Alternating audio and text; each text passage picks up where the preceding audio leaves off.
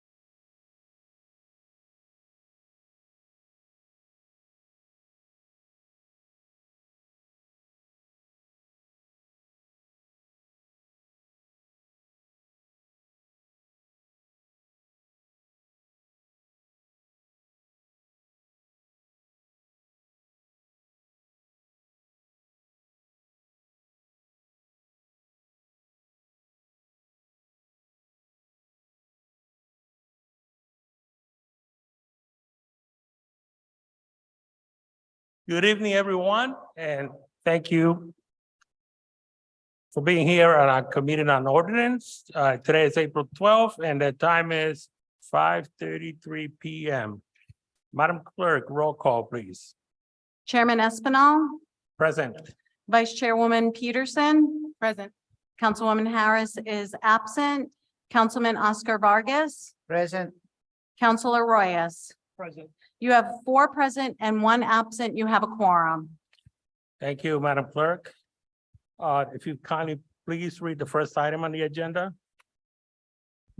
Item number 1 is a petition from Dylan Conley Esquire on behalf of 180 GMC LLC, requesting a zone change for the property located on Assessor's Plat 17, Lot 650, 180 George M. Cohen Boulevard from R2 to W2.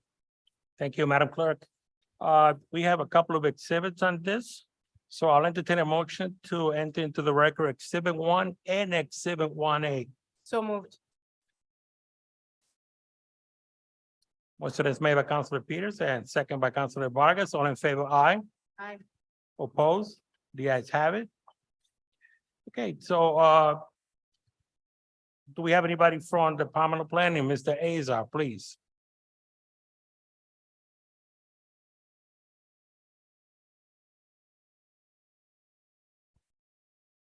Good afternoon, Mr. Chair, members of the committee. My name is Robert Azar. I'm the Deputy Director of the Department of Planning and Development. For those who are new to this committee, you'll probably be seeing a lot of my face in the coming months. I always come here to report on any zoning change matters. By state law, all zoning matters have to be reviewed first by the City Plan Commission before they come to you for a public hearing. And the City Plan Commission's job is to make findings with respect to, first of all, the comprehensive plan. All zoning changes by state law have to be consistent with the comprehensive plan. And then additional findings have to be made with respect to the purposes of zoning, which are laid out in state law and in our zoning ordinance. The primary purpose of zoning is to protect the public safety, health, and welfare. And throughout this process, we always have to link back to those purposes of zoning.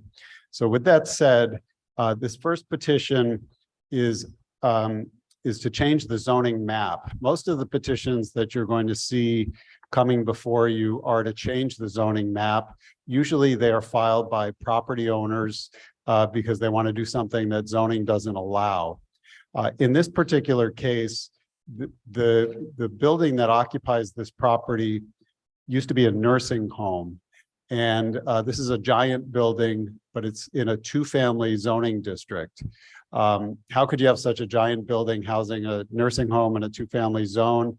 We believe that this was granted by variance many, many years ago.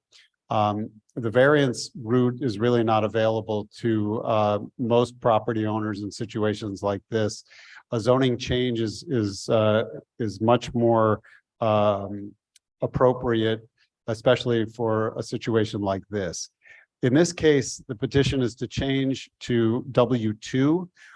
It so happens that this property abuts the W2 district. It's across I-195, but it's directly abutting. W2 allows for multifamily residential, and the proposal here is for the developer to take this former nursing home building, which is a beautiful historic structure, and renovate it for much needed housing.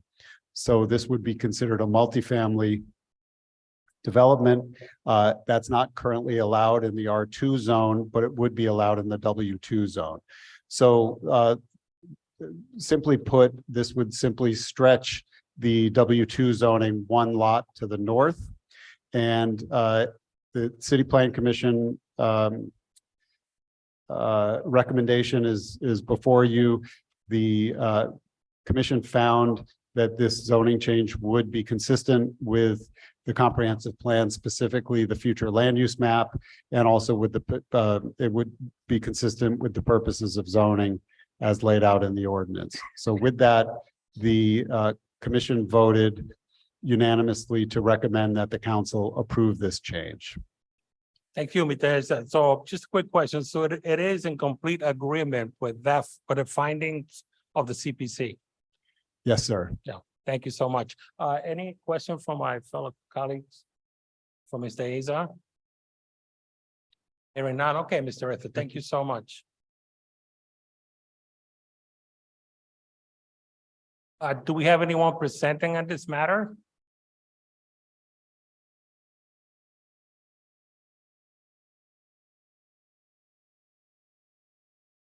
Name and address for the record, please. Dylan Conley, 123 Dyer Street, Providence, Rhode Island. Thank you, Mr. Chairman, members Thank of the you. committee. I think that the travel here is a little bit interesting. We applied for both a use variance and a zone change at the same time. It was a relatively complicated transaction. The seller gave us a very tight window to work in. We were very excited and thankful that we were able to receive the use variance. It's a really high burden in order to acquire a use variance. But down the road, use variances have issues if you ever need to change anything at the site. It still is sort of a nonconformity, and it's a historic tax credit project. So a portion of what we're doing is we're working with federal agencies to determine the appropriate layout. So those sorts of issues, we applied for the zone change at the same time. That gives us the long-term flexibility. That's why we're here this evening. The recommendation was positive. We were granted the use variance. The CPC was in favor of the zone change, as Mr. Azar just laid out. And this project, you know, I always sort of have a mental tally on how I'm doing on recommendations and letters of support. We have 2 favorable planning department recommendations, 1 zoning board approval. And on the parking matter, since our original application, we received from the city 22 additional overnight street parking passes. The street that it's on is one way abutting the highway, so there's a lot of parking along that way. So that should alleviate any issues. We have the support of the school. We also have a PPS letter in support and 10 letters of support from neighbors. We've been working with a local counselor throughout, and Counselor Gonzalez is also in support. Within the package I submitted this evening is really a travel, everything I just laid out in its physical form. And there's also additionally our expert report, which was submitted during our use variance application, which is basically accepted evidence as to all the standards that Bob identified as well. Kevin Diamond, the architect for the project, will follow me if you have any questions. And the owner, Dustin DeZubi, is here as well if you'd have questions for the owner. If there's anything else I can do for you, I don't want to unnecessarily take up your time. Any question from my committee members? Hearing no question. Thank you so much, Mr. Dillon. Thank you. Mr. Sergeant at Arms, would you please bring the notes, the list of names on item number 1?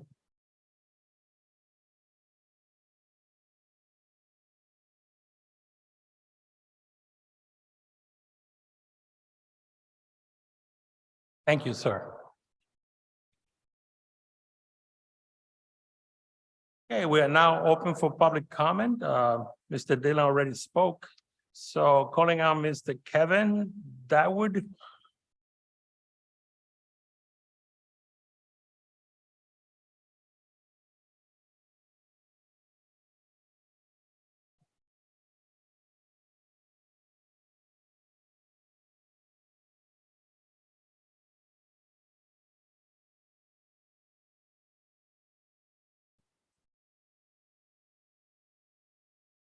Okay, good evening.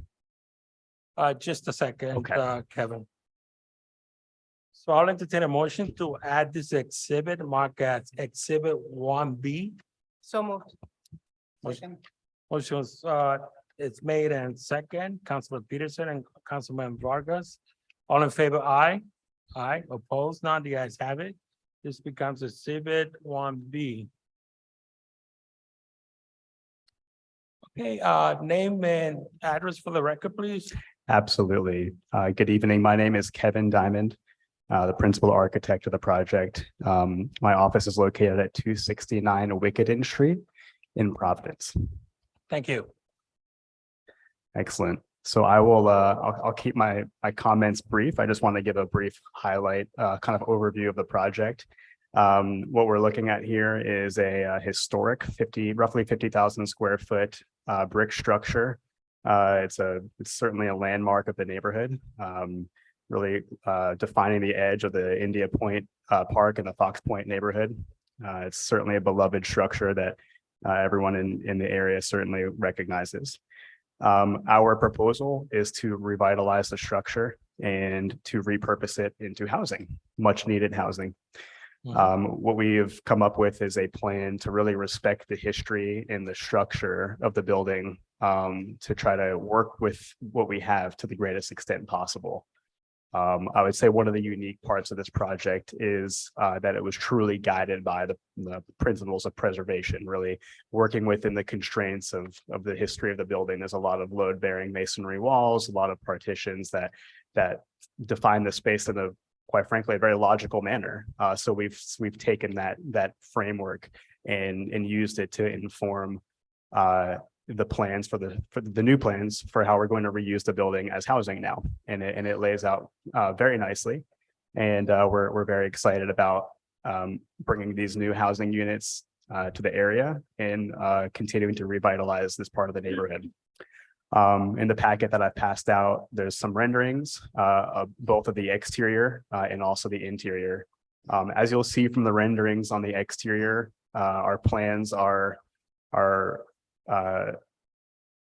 fairly conservative on the outside. We're not really trying to reinvent the wheel. I think the building is pretty spectacular in its current form.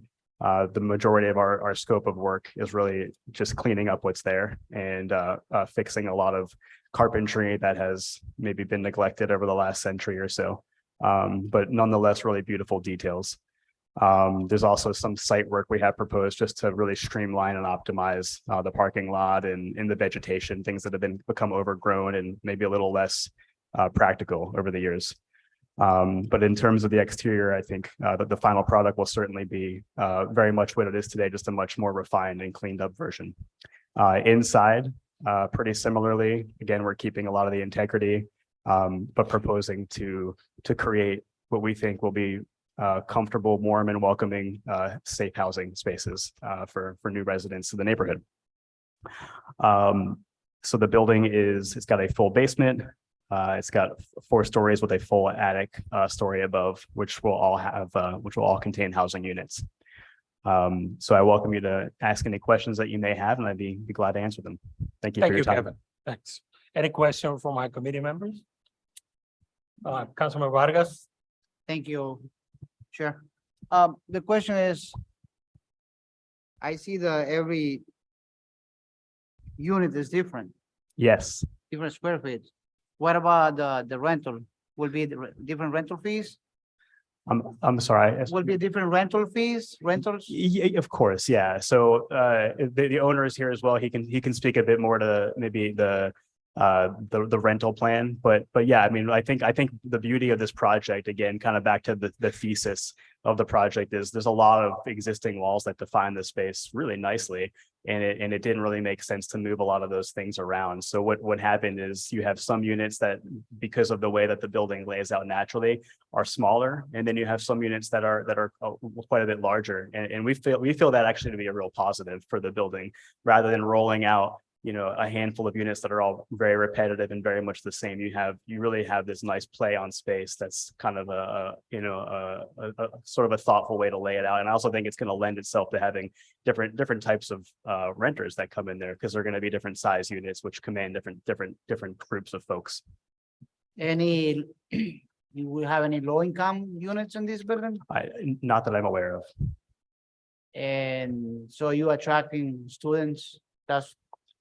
I don't believe that's the target demographic. No, I think the young professional market, I would imagine, again, I'm not the owner, but I would imagine that's based on the design.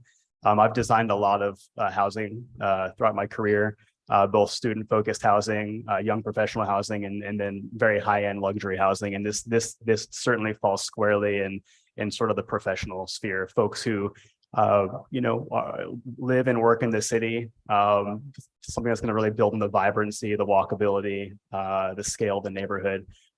Maybe people who, don't need a ton of space, but they look at the neighborhood as part of their living room, as part of their space to stretch out and be part of the community. Which I think is going to be a really nice amenity for Fox Point neighborhood. This building is private owned, Yes, sir. no TSAs, no. I'm sorry.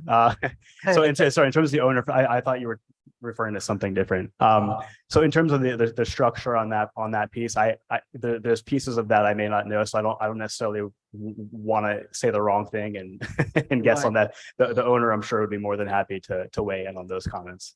Thank you. Thank you. Councilor Peterson. I did, but I can go after. Not so much a question, but actually more of a comment for you in terms of the architecture. I really appreciate you preserving as much as possible. I think we have really beautiful structures here in the city of Providence, and anytime we are able to see something that allows for as much preservation as possible, it's always a wonderful sign. So I just want to applaud you on that. Thank you so much. I really appreciate that. We do a lot of preservation work in our studio, and it's something that really excites all of us. This project is very exciting for us. Thank you. Thank you. Councilman Royals, you had a comment? Yes, I too appreciate the preservation work. I'm gonna be very honest though, what concerns me is this broad consistency among development in the city where we continue to build for young professionals and luxury units that, in my view, are not in demand. And so I worry about the Fox Point neighborhood because it truthfully, Fox Point doesn't look like Fox Point anymore. And so my worry is that this is going to further displace or gentrify Fox Point even more.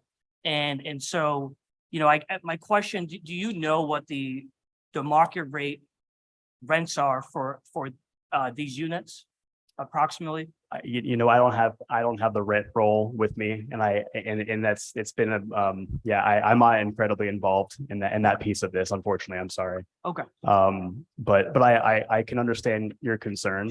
As someone my office is a stone's throw from this building. It's in the neighborhood. Fox Point is certainly near and dear to me personally, not just as something that I happen to be the architect of one of the projects in the neighborhood. Over the last several years, I've gotten to know the neighborhood very well, and I think that what's happening here in our proposal is the opportunity to really take something that's been kind of neglected and really breathe new life into it. And again, because it's one of those sort of push and pulls, because of the way the structure is set up, it does lend itself to units that just happen to be smaller.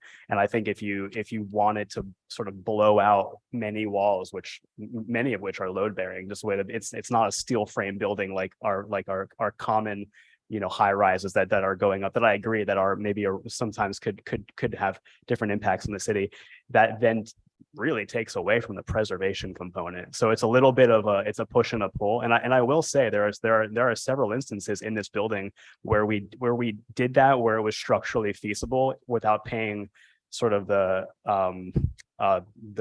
toll, so to speak, on losing character. So if there was a wood frame wall that was maybe modern, that wasn't actually original to the building, and it wasn't doing anything structural, we actually went ahead and moved a lot of those things out of the way. And we are certainly proposing, like I said earlier, some units that are large 2-bedroom units that are not just for like someone who lives alone, that they could be, a young family or somebody who needs more space. So I think the beauty of this project is it's not just a cluster of micro units or cluster of single, studios or single bedroom units. There are 2-bedroom units in here. So I think it actually should head off a lot of those concerns while still checking the box, so to speak, of really preserving something that's really beautiful. The history of this building is absolutely exquisite, absolutely exquisite. The whole building was lifted up an entire story. in the early 1900s when they regraded Fox Point. When we began this project as architects, we did a tremendous amount of historic research to really understand what we're looking at. We were explorers before we were designers, and we really got to know the building, and it was really important to us not to just superimpose our vision on it, but instead to let the building tell us where it's been throughout its life and how we can adapt to it. But certainly wherever possible, we've reorganized things to accommodate those concerns exactly. Because I agree with you. I think what makes Fox Point is the wide variety of different types of people who are coexisting. You have families, you have people who live alone, you have couples, and that's really beautiful. And I think that this building is a microcosm of that right here in the neighborhood. Chair, if I can make one more comment. I think you made a fair point in that, I did see that some units have two bedrooms in them. And I think it's a very valid point to say that in the process of preserving this development, the structure might not allow for multiple units to have multiple bedrooms in it. So I think that is a fair point. I thank you for elaborating on that. Of course, no problem. And I appreciate your comments and your concerns as someone who is in Fox Point. Thank you, Mr. Kevin. Thank you. Any other questions for me?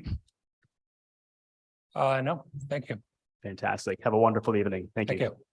you. Does anybody else wishes to be heard on this item?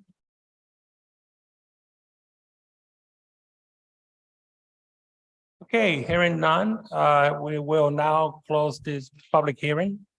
Madam Clerk, this public hearing is now closed. All right, so now I'll entertain a motion to approve the petition as stated. So moved. Motion is made by Councilor Peterson and second by Councilman Vargas. All in favor, aye. Aye. Opposed? The ayes have it. The petition is approved. Thank you.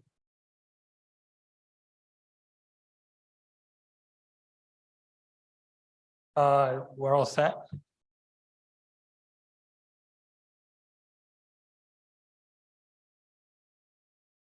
Well, thank you so much to the owners of this project. Thank you for investing in our city. Thank you. Madam Clerk, item number 2. Item number 2 is a petition from 115 Harris LLC by John T. Longo Esquire, 996 Smith Street, Suite 101, Providence, Rhode Island, 02908, dated October 7th, 2022, requesting a zone change for the property located on Assessor's Plat 26, Lot 26, 115 Harris Avenue, from M1 Light Industrial to M-MU-90 mixed use industrial. Thank you, Madam Clerk. I have an exhibit. I'll entertain a motion to enter into the record exhibit 2. So moved. Motion made by Councilor Peterson and second by Councilman Vargas. All in favor, aye. Aye. The ayes have it. Mr. Azar, on item 2, please. Name for the record, please. Thank you, Mr. Chair. Robert Azar, Deputy Director, Department of Planning and Development. Mr. Chair, Thank I got a message from Attorney Conley, who was wondering if the Argyle Street matter could be moved up, because I know he represents the client there. Just passing along the message.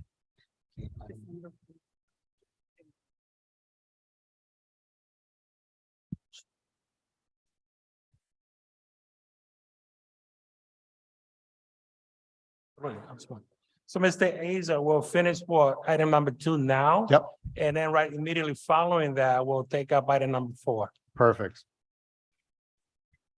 Okay, so item number 2 is a petition to rezone 115 Harris Avenue from M1 to MMU 90. This is a building that many of you will know along Harris Avenue. At one point, it was a nightclub called Monet, and then later it was a nightclub called Van Gogh. Okay. The new owners of this property are seeking to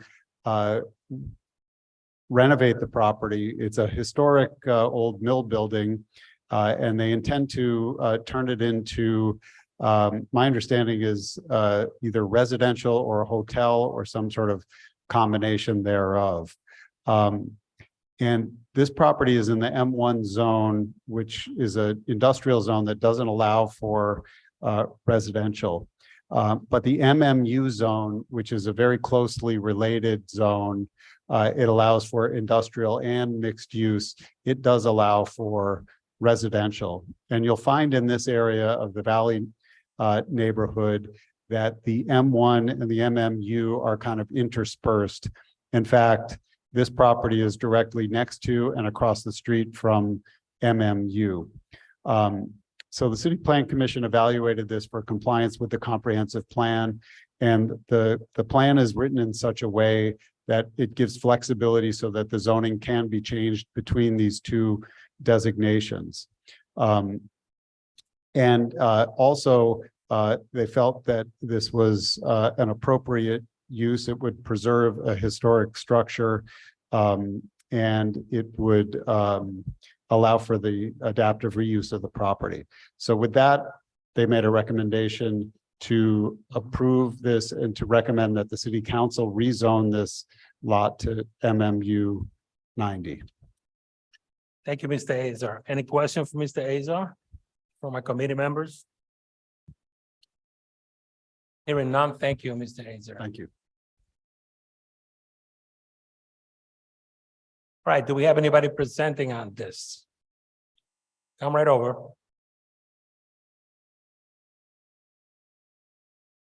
Name and address for the record, please. John Longo, 996 Smith Street, Providence. Yep. Representing the owners, 115 Harris. Mr. Azar summed it up very nicely. Our neighbor on one side is the Providence Journal printing plant. Okay. On the other side is the exit for the mall from Route 6, and then the 903 building. Across the way is zoned for residential, and we understand that there's a developer who plans to eventually build residences there. The building is 3 stories. It's got big high floors, floor to ceilings. It's landlocked. The Providence Journal actually gets its newspaper deliveries from the railroad tracks that run next on one side of the property. And then the other side of the property, the building is on the lot line with the Projo printing plant. So the current thinking is it's not going to be a hotel. It would be 1 and 2 bedroom apartments, if you see fit to change the zone for us. Thank you so much. So it is within the mixed use of residential and industrial at the same time. Yes. Thank you. Any questions from my committee members? Hearing none. Thank you so much, John. Thank you. And I would note, Mr. Conley was nice enough to ask me if I wanted to go before him. But I said I wanted to see him because I'd never been before you before. I wanted to see how these are done. So All right. I appreciate any courtesies you can extend to him. It's pretty easy. All right. Thank you. Thank you. Okay, so now we'll open up to public comment. Mr. Sergeant, do we have anybody testifying on this? Item number 2.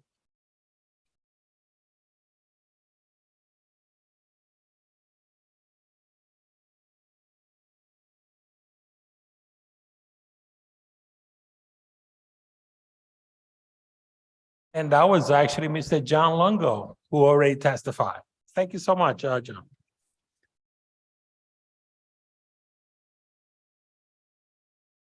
Is there anybody else that wishes to speak on this item? Hearing none, Madam Clerk, we will be closing the public hearing on this item. So the public comments, it's now closed. And I will entertain a motion to approve. So moved. That's the petition. So motion is made by Councilor Peter to approve the petition and second by Councilman Vargas. All in favor, aye. Opposed? The ayes have it. The petition is approved. Thank you. Thank you for investing in our city.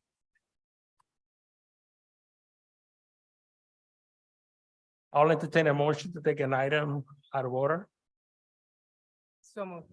Motion is made and second by Councilman Vargas. All in favor, aye. Right, the ayes have it. So we're now on item number 4. Madam Clerk, would you please read it? Item number 4 is a petition from Dylan Conley Law Associates, 123 Dyer Street, Providence, Rhode Island, 02903, on behalf of Deontay Rashad Dunn, requesting a zone change for the property located on Assessor's Plat 77, Lot 852, 106 Argyle Street, from R1 to R2.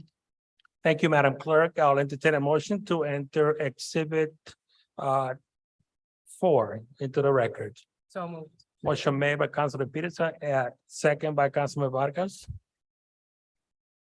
And also exhibit 4A as provided by the presenter.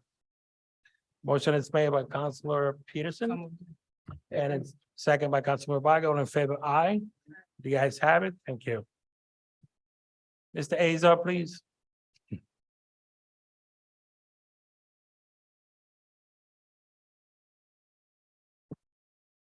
Thank you, Mr. Chair. Once again, Robert Azar from Planning and Development.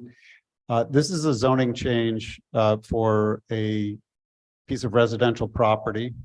It's on the west side of Argyle Street. The property is currently in the R1 single family zone. It's a rather large lot for a residential area. It's over 6,000 square feet. And an area where the minimum lot size is 5,000 square feet. It's not big enough to be subdivided, but it's larger than the minimum lot size. This piece of property happens to be across the street from the R2 zone, which extends a little bit to the east. And the intention, as I understand it, is for the owner to convert this from a single family to a 2-family house. Again, a zoning variance is not the appropriate mechanism to do this. You would have to demonstrate that the property has lost all of its beneficial use in order to demonstrate a zoning variance. So in this case, the zoning change is the right mechanism to do this. Because this property is directly adjacent to an R2 zone, the comprehensive plan future land use map provides enough flexibility so that at your discretion, you can decide to make this zoning change. If this were further into the middle of the single family zone, that would not be available to the applicant. But because of where it is, that is available. So given that, the City Plan Commission found that this was consistent with the comprehensive plan, specifically the future land use map, and also consistent with the purposes of zoning. And they recommended that the council approve this zoning change to R2. Thank you, Mr. Azar. Any questions from my committee members? Yes, Councilman Vargas. Mr. Asian, thank you very much. Question, though he has to destroy this property, that he's going to knock it down to rebuild a new one, or how are we going to do it? I would defer to the applicant on this, but my understanding is that the intention is to renovate the house. So go above, like, I'm not sure exactly. Again, I would defer. They would be able to, there is a prescribed building envelope in zoning, so they would be able to add on to this house either up or to the side, but within the height limitations and within all the setback limitations. So even as a single family house, they would be able to change the structure. In this case, they would even be able to demolish the structure and build new, so long as they conformed with all the dimensional rules. But again, I would defer to the applicant as to how they plan to Sure. change it. thank you. Thank you, Mr. Azar. Councilor Peterson. Just to confirm what you said, I apologize. You said it's currently, that side of the street is R1 and then the opposite side of the street is R2? That's correct. Thank you. Yeah. Thank you, Mr. Azar. Mr. Chair, I just want to, just for the committee's information, I think it's important to note that your authority when it comes to zoning changes is governed by state law. And there's kind of a quirk in the state law when it comes to holding public hearings and then taking a vote. with zoning changes, if you were to impose any conditions or make any changes to the petition, you need to understand that those changes have to be acted on and voted before you close the public hearing. So if there's some discussion that might lead to a situation where you want to change the petition or add a condition or something like that, just make sure that you vote on that before you close the Before. public hearing. Thank you so Wanted to much. note that. Appreciate it. Yep. Okay, now we'll open up for public comments. Do we have anybody presenting on this?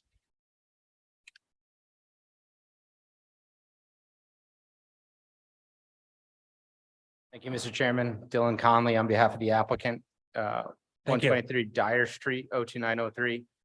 To answer the councilman's question, the building is going to stay as is. There's going to be no change to the building envelope at all. The interior of the building is going to be renovated so that there will be 2 units.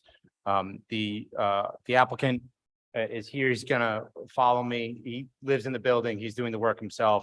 We did have the opportunity to meet with the district counselor in advance. I don't want to kind of go back over everything Bob said, but I think it's a great project. R2 directly across the way, oversized lot. There are some multifamilies in the area, even within the R zone. The applicant knows his neighbors. He's moved here from Boston, and this is kind of his side hustle, as I guess they say. But if there's any questions, I would love to try to be helpful. Any question from the committee members? Yes. Yes, go right ahead, Councilman Vargas. So the house is staying the same exact house. Yes, So he's going to be renovating inside and making a 2-unit property. exactly. He's not going up, he's not going inside, Correct. The building envelope plan is to keep it exactly the same. He's doing the renovations in his spare time. And I think it's really just to take advantage of a house that's much larger than he needs right. and on a lot that's a lot larger than you need for a single family home. All right, I wish him well. Thank you. He will. Thank you. Since that was for the question, Chair, can I make a comment?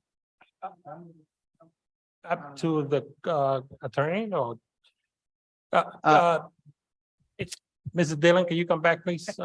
Councilman Roya has a comment to make. Sorry, No worries. didn't need to drag you back in, but I just, because there's virtually no change in the structure during this sort of redevelopment of it, it was an easy, this is one of the easiest decisions. So I just want to say, great job, Dylan, and Thank you. yeah, I fully support it. Thank you so much, Counselor. Very good. Thank you. Council. So now we'll open up for public comment. Mr. Sergeant Aram, is there anybody that has signed up to speak on this matter? Mr. Sergeant, if I can get the paperwork on this, this is item number 4.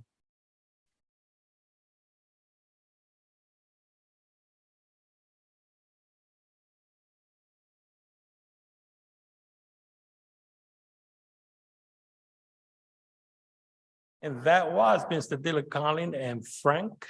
Did Frank already speak on this? Oh,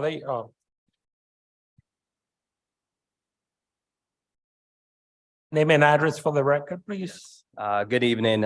So my name is Deontay Dunn. I'm the owner of 106 Argo Street. I also go by Frank. So Frank's my father's name. So that's why Dylan put Frank. But yes, I just want to let you know there will be no exterior construction. It's basically just all interior. So the structure of the building is actually a second unit on top. I live in the first unit. So I just plan on completing the second unit. Are you the owner? Yes, I'm the owner, Well, and congratu- I live there as well. Congratulations. Thank you. Thank you. Thank you so much. Any questions for the presenter? Hearing none. Oh, thank you so much. All right, thank you again. Being that there is no amendment to this item, we'll now close the public comment session, Madam Clerk. So now that the public comment session have been closed, I'll entertain a motion to approve the petition. So moved. Second, Motion is made by Councilor Peterson, second by Councilman Vargas. All in favor, aye. Oppose? The ayes have it. The petition is approved. Thank you.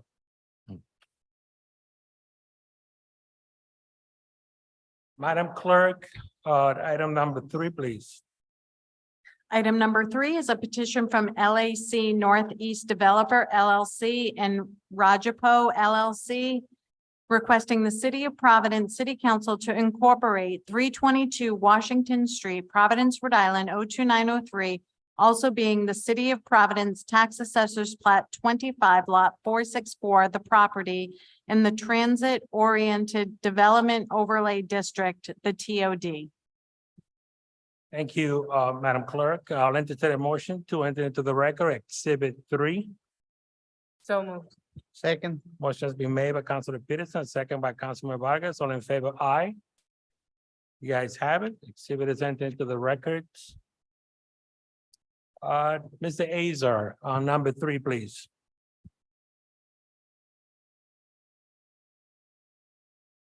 Thank you, Mr. Chair. Once again, Robert Azar, Department of Planning and Development. This petition is not to change the fundamental or base zoning of the property, but it's to include it within an overlay district. An overlay district sits on top of the base zoning, and it allows for things.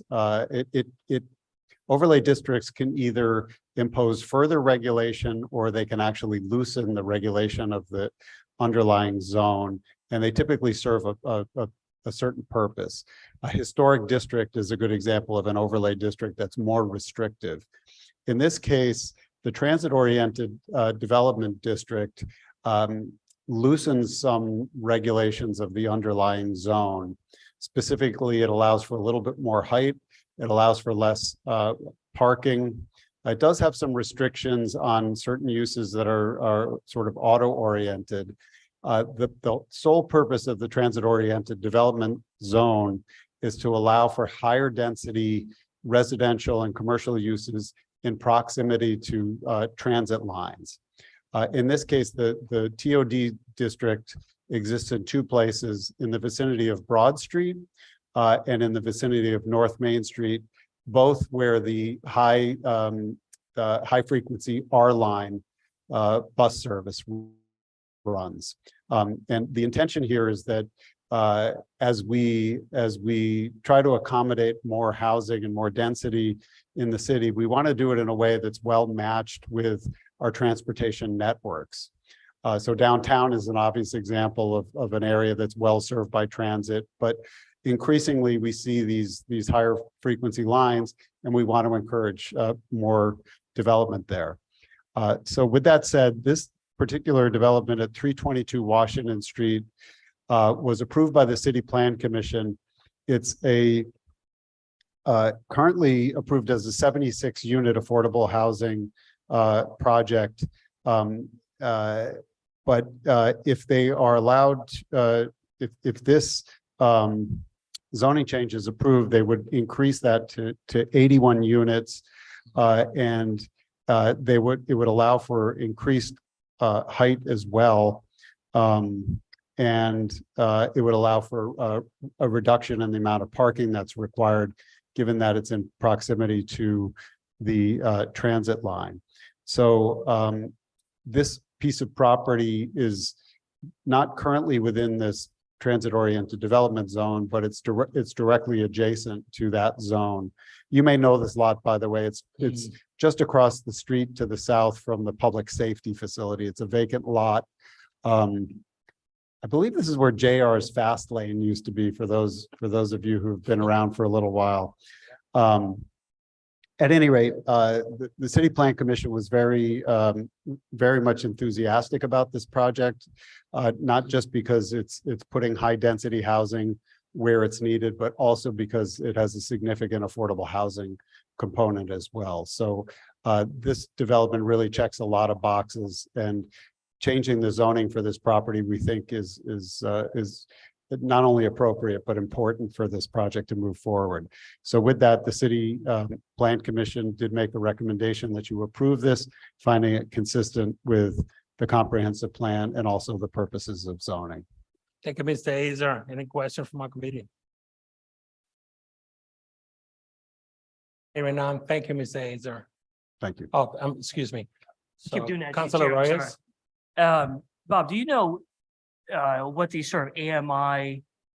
I know you might probably not know this, but what? Yeah, I don't have the information in front of me, but I believe that these units would be deed restricted to less than 80% of area median income. But again, I'm gonna defer to the applicants on this Okay. one. Okay. Thank you, Mr. Azar. We're now open for public comments. Do we have anybody presenting on this? Come on in.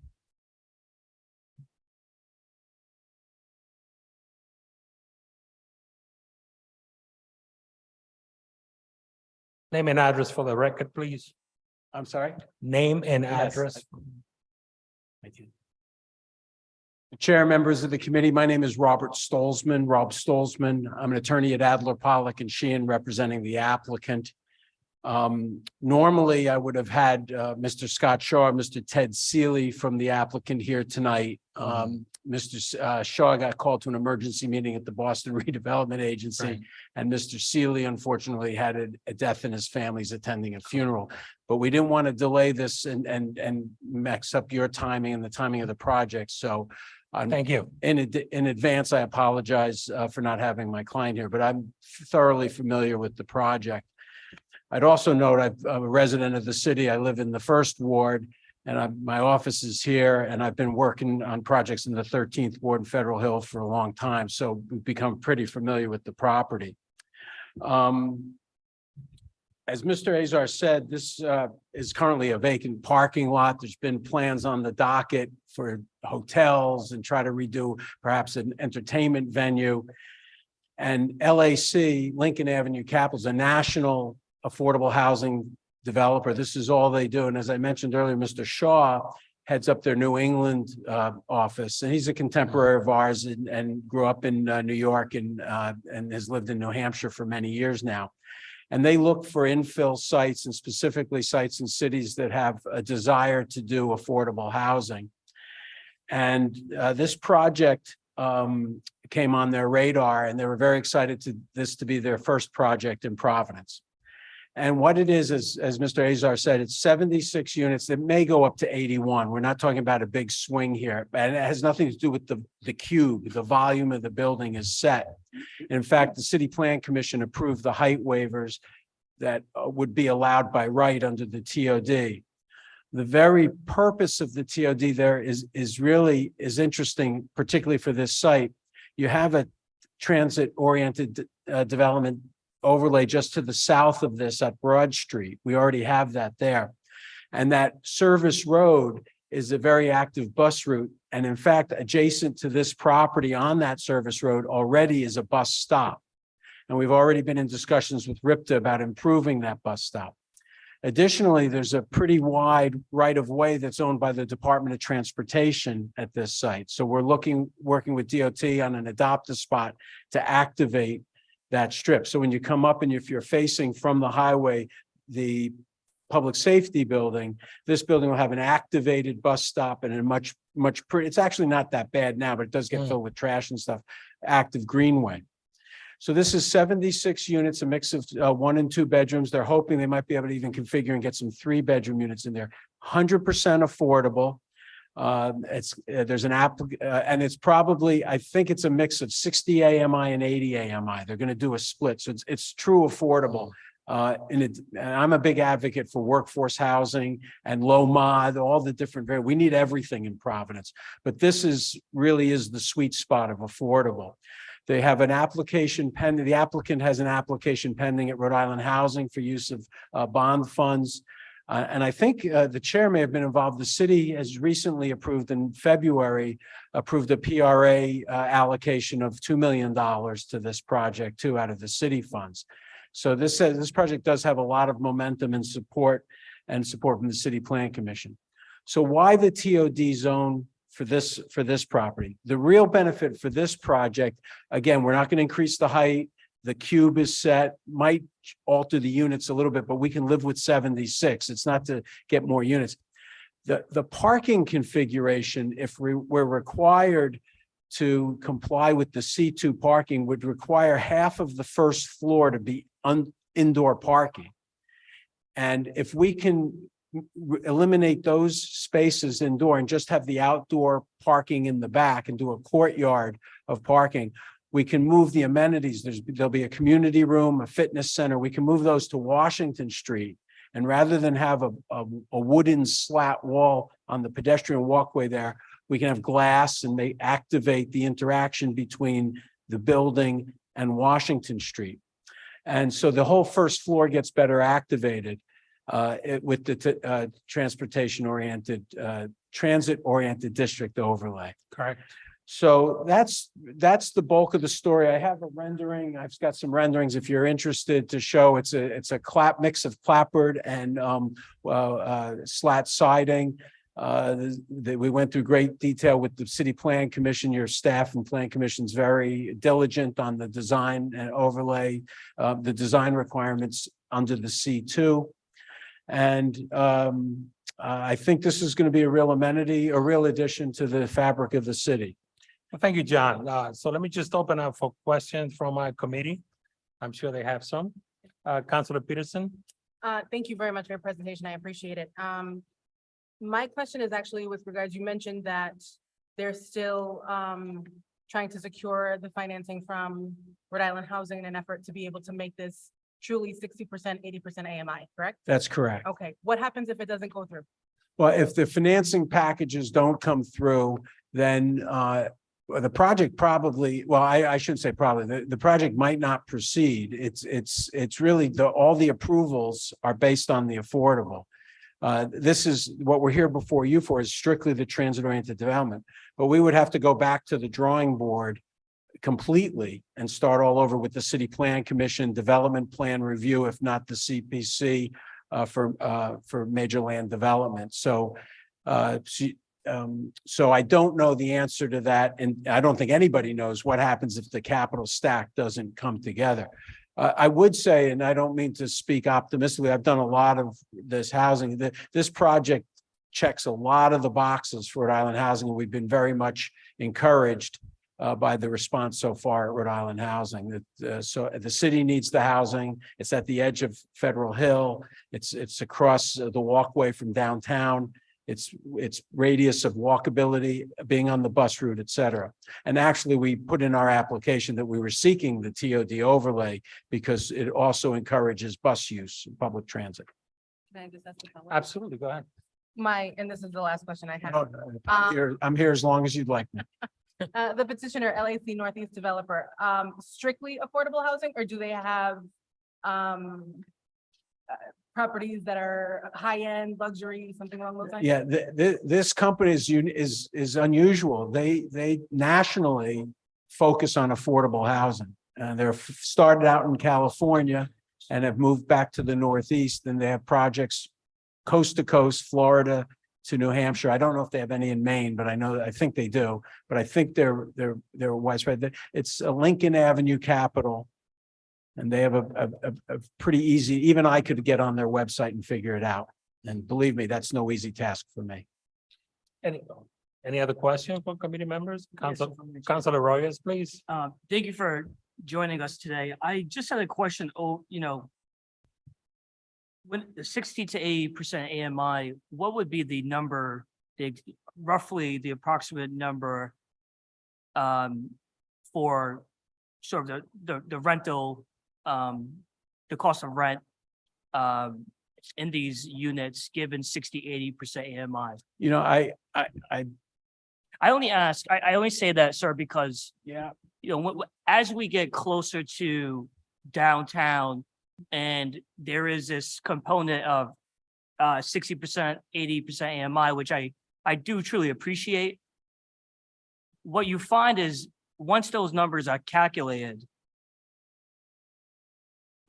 I question how truly affordable they are to the average resident. And so you saw that, you see some of that, with the Superman building, is that even those affordable housing units, in my view, are not truly affordable, but let me just say, I'll take what I can get, right? I'm excited about this. That was just my question. Yeah, but, so I had a chart when we were at the City Plan Commission, and for some reason it's not in I didn't include it in my materials tonight. But just on the back of the napkin, so we get an idea, it's worth doing. If the median income is 45,000, I think it's in the mid 40s now. If it's at 45,000, so 80% of that would be around 35,000, and then 30% of that would be what, 14,000, 15,000. So you're talking about, $1,500 a month, $1,500 to $1,800 a month. And that's just doing this in my head right here. But so it's not thousands of dollars a month, but it's probably more than $1,000 a month at the 60 to 80, at the 80 level. But I mean, this is, I don't want, you've got other people waiting, et cetera, but it's a fascinating discussion, because you're right. When you consider, even if you do workforce housing at 100 or 120% AMI, it's pretty close to market, especially in communities like East Providence, Pawtucket. Sometimes it's more expensive than market. And that's a policy point. The council's well advised to keep in mind that these numbers are important.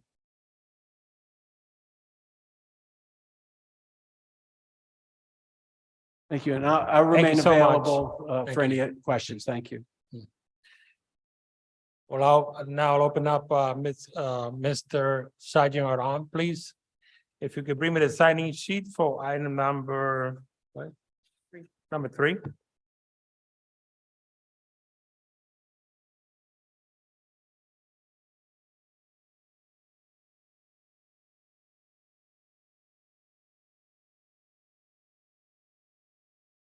Thank you. Okay, so we have Jed Katz. Coming up, please.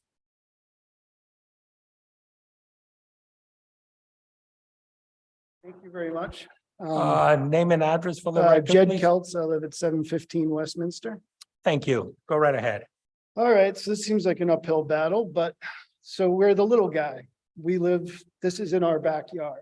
And I'm not opposed to developing that site, but I'd like you to refuse the ordinance to go higher. We are the historic building that's there, so we can never go up. And across our street is an 11-story building already. So that this will be in our backyard and will be bookended by these buildings. Yeah, we're up against a corporation, I guess, and they got deep pockets and they want to make money. This is about profit for them. It's about quality of life for us. So if it's a 4-story building, that's kind of what we expected. When we purchased, I noticed the empty lot and I said to the realtor, what can be put there? He said, well, Providence protects their residents, especially in Federal Hill, and they will cap it at a certain height. They will not be able to build above you. I said, well, that's fair. It's reasonable. And like I said, there's an 11-story building across the street in our front yard.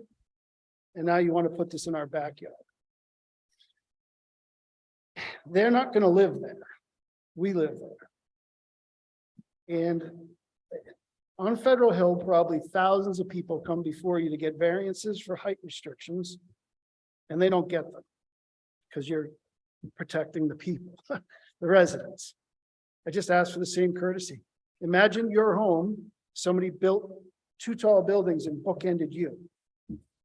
You'd have to appeal to your city to do the right thing. That's all I have to say. Thank you, Jack. Steve?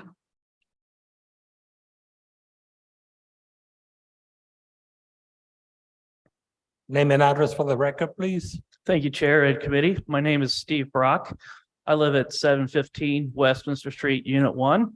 I have 2 objections to this overlay. The first is you are talking about the west side of Providence, which is a highly residential neighborhood. Obviously, this building would be residential. Yes, the buildings have been capped at 4 stories, which this would exceed. And my second objection, besides the height, is the inability to handle the cars. I understand if this is low-income housing, you're expecting people to not own vehicles, but I don't think that's realistic. Parking is a premium on the west side, especially where this would be, because you are across from the city of Providence fire and police station. There's a lot of bars and restaurants that have gone into development there, and parking is already at a premium. So any little bit of parking that they do not allow will cause an issue in this area. In addition, the height restriction, there has been other developments that have tried to go onto this property. When you're opening it and you don't have set plans, it opens a lot of different things to happen to the west side, and it really takes away from the look and the feel of the west side, which has really been under a lot of great development. And by exceeding those limits, I don't think it's best for the neighborhood. Thank you. Any question from committee members? Hearing none, well, thank you so much. Thank you, Steve. Is there anybody else that wishes to speak on this item?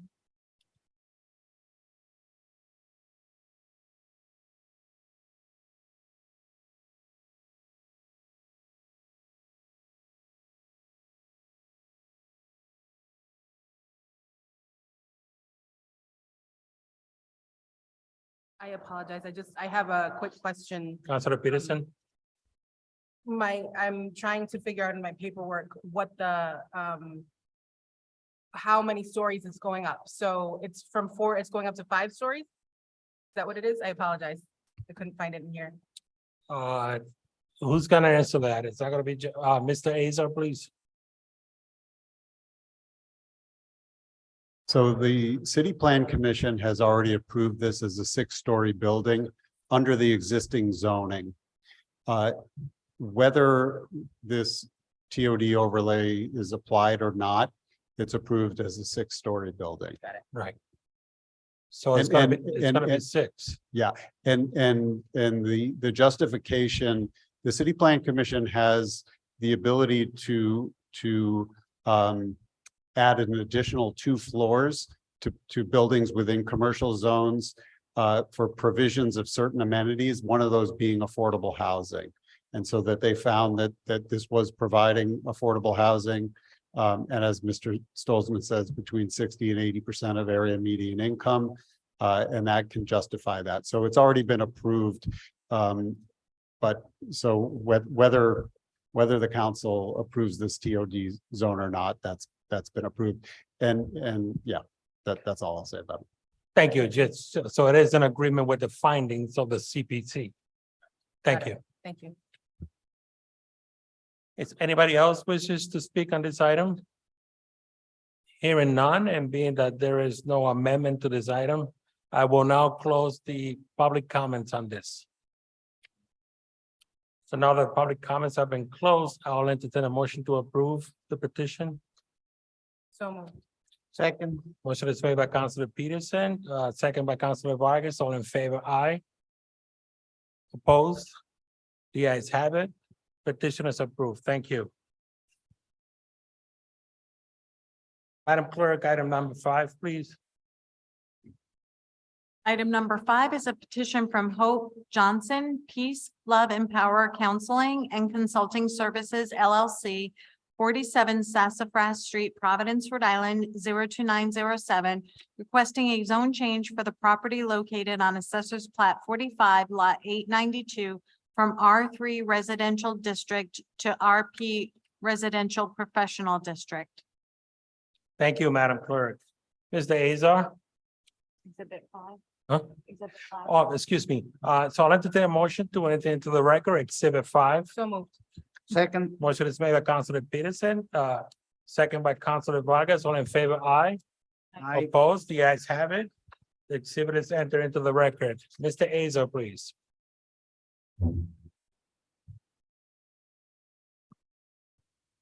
Thank you, Mr. Chair. Robert Azar, once again, with the Department of Planning and Development.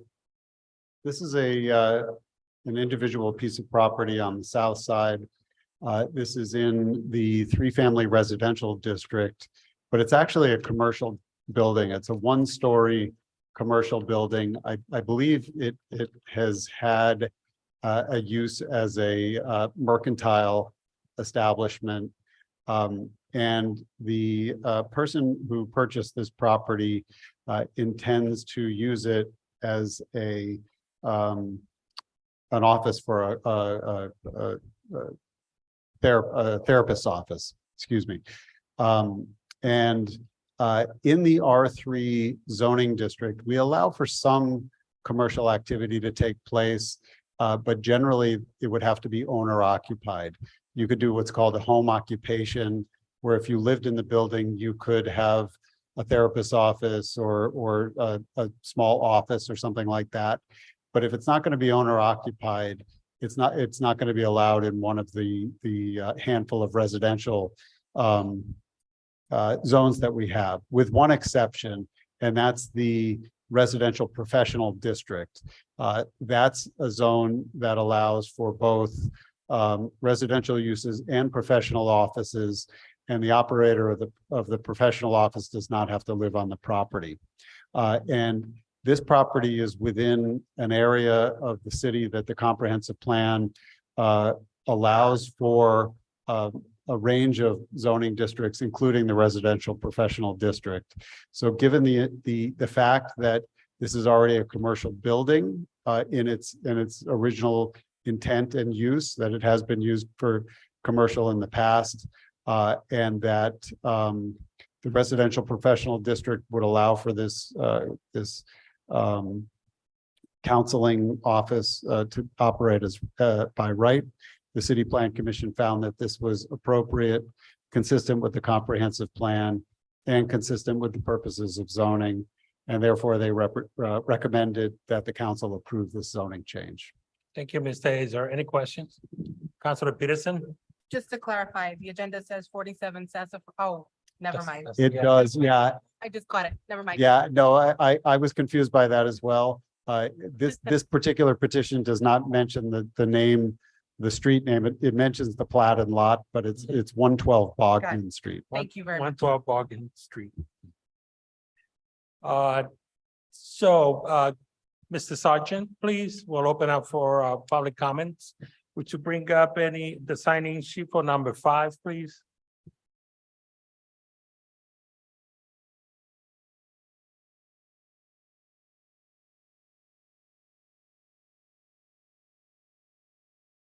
Thank you, Madam Clerk.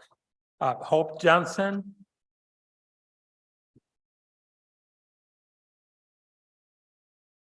Good evening. Good evening. Name and address for the records, please. Hope Johnson, 47 Sassafras Street, Providence, Rhode Island. Thank you. Go right ahead. I purchased the property in January with the intention to open a mental health counseling facility. And I was told that due to the medical licensing, I would have to get it rezoned. So my intention is to increase mental health services in the community in South Providence. I'm from South Providence and I'm still a resident of South Providence. So it's very important to me to increase access to mental health services, especially culturally and linguistically diverse services and practitioners. Thank you. How long have you been practicing? I've been a social worker for over 20 years. Oh, wow. Yeah. Right now, I work full-time for the school department. So I plan on starting out part-time, and hopefully I will hire 2 other clinicians as well to work with me. I'm doing a complete renovation of the interior of the building. So it will be a comfortable environment for mental health services in the community, accessible by public transportation. It's right near Rhode Island Hospital, several schools, CCRI. So are you gonna keep your other job, or are you gonna go full-time into this? Eventually, right Eventually. now I have to make sure I can pay the mortgage, and then once I get going. I You know how that plan goes. to, right, I plan to eventually do that full time. Well, look, we have something interesting here, because we do have a professional counselor on this committee. That's Councilman Royas. I'm sure he might have a question or two. Sure. Not really a question, but really excited for you. Are you a school social worker in Providence? I am. Yeah, what school if you want? I'm not out of school anymore. I was at Gilbert Stewart for about 6, 7 years. And now I'm in the out of district team. Got it. So I work with the out of district school placements, like kind of a case management administrative role, you know, kind of overseeing certain out of district schools. Yeah, Mhm. not really a question, but just anytime I get to interact with fellow social workers, it brings a lot of joy to me. I'm actually a school social worker in Pawtucket right now. Oh, okay. I've let me not go on a tangent, I might not, but I appreciate you and thank you for the service you're gonna provide in the South Side. Thank you. I Any other appreciate that. questions from our committee member, Councilor Peterson? Not a question, just another commendation. It's extremely important that we provide services like these to our communities. So I really commend you for what you're doing. And I want nothing but great success for you because that benefits our children and our, you know, our communities in even more expansive ways. So thank you very much. Thank you. Councilman Vargas, please. Thank you, Chairperson. I want to say thank you for your effort and work that you're doing for the mentoring. It's a great needs that we need in the city. But I do have a question for Mr. Azar. If in case in the future, according to the, so it means she has to live there, right? To qualify to have this building as an office. Let's say like in 20 years, she move out, they will stay the same for the new property owner or has to come back into here to get the switch? Councilman, if that would be the rule today, if the zoning wasn't changed, she would have to live there. If the council changes the zone, she wouldn't have to live there. And that would be, that zoning would apply to all owners, all occupants of that property moving forward. So if she decided that she didn't want to practice in that building anymore, somebody else could come in and have a similar practice or have or convert it to a residential unit or have, say, a law office or another professional office. So the zoning would run with the land going forward. And when we look at this, we try to separate the applicant and the particular thing that they're looking for in the moment from what could happen long-term. And so all due respect, we think that this is a great use for this property. All due respect to the applicant, we're also thinking longer term of about what could happen. And we feel that this zoning, this proposed zoning would provide the flexibility, but also the protections to make sure that whatever happens there is compatible with the neighborhood. Thank you. You're Thank welcome. Piggyback off what he said. I don't have any intention to turn it over to anyone else. If I couldn't do it anymore for some reason, I do have a family member who's also in social work practice and becoming independently licensed soon. So that would be my exit strategy if I ever needed to do that. But Hope, I just want to say thank you so much for all you do for our kids and also for investing in the city of Providence. Thank you. Thank you. Thank you. Is there anybody else that wishes to speak on this item? Hearing none, Madam Clerk will now close public comment. Now that public comments have been closed, I'll entertain a motion to approve the petition. So moved. Second, Motion made by Councilor Peterson, second by Councilor Vargas. All in favor, aye. aye. Opposed? The ayes have it. The petition is approved. Thank you so much. Madam Clerk, being that there's no further business, I'll entertain a motion to adjourn. So moved. Second, Motion to adjourn made by Councilor Peterson, second by Councilor Vargas. All in favor, aye. aye.